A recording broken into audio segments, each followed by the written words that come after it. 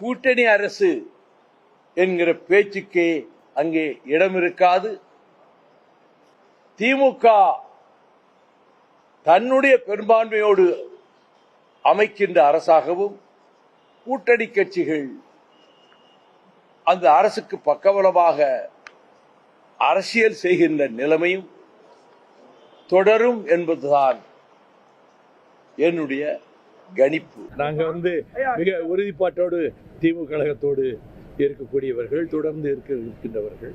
யாரும் இந்த கூட்டணி இருக்கக்கூடிய எந்த கட்சியோடும் தொடர்பு வைக்கவில்லை, தொடர்பு வைத்ததாக தெரியவில்லை, தொடர்பு வைக்கவும் முடியாது. இந்த அரசு கமிஷன் கமிஷன் கமிஷன் நீங்க உங்களுக்கெல்லாம் தெரியும், சொல்ல மாட்டீங்க.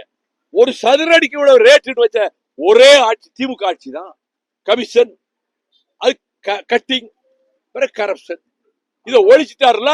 கூட்டணி அரசு என்கிற பேச்சுக்கே அங்கே இடம் இருக்காது. திமுக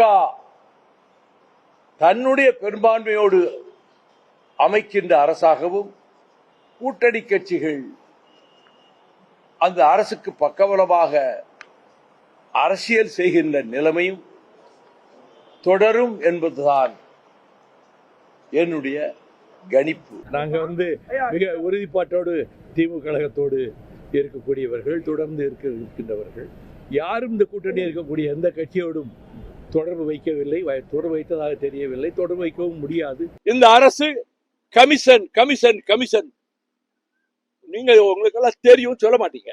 ஒரு சதுரடிக்கு இவ்வளவு ரேட் வச்ச ஒரே ஆட்சி திமுக ஆட்சி தான். கமிஷன், அது கட்டிங், கரப்ஷன், இதை ஒழிச்சிட்டாருல. கூட்டணி அரசு என்கிற பேச்சுக்கே அங்கே இடம் இருக்காது. திமுக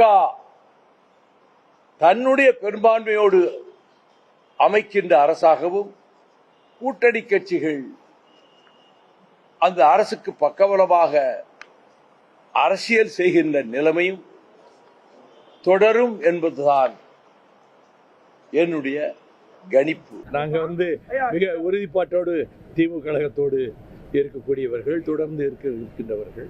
யாரும் இந்த கூட்டணி இருக்கக்கூடிய எந்த கட்சியோடும் தொடர்பு வைக்கவில்லை, தொடர்பு வைத்ததாக தெரியவில்லை, தொடர்பு வைக்கவும் முடியாது. இந்த அரசு கமிஷன் கமிஷன் கமிஷன் நீங்க உங்களுக்கெல்லாம் தெரியும், சொல்ல மாட்டீங்க. ஒரு சதுரடிக்கு இவ்வளவு ரேட் வச்ச ஒரே ஆட்சி திமுக ஆட்சி தான்.